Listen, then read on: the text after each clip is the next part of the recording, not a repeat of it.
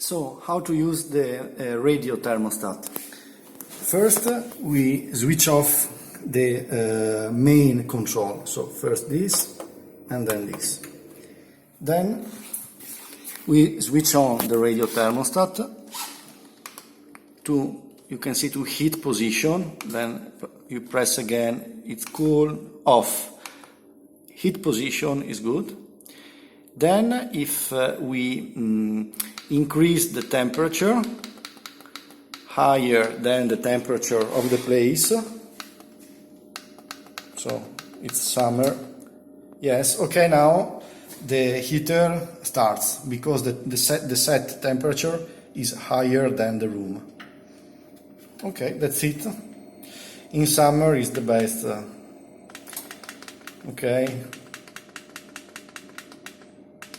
17 degrees. Let's keep it very low, it's summer. Okay, I switch off it because I go back to the manual. So let's manual, first this and then this. And then it's manual. And then 50 is good. 55 is good. That's it.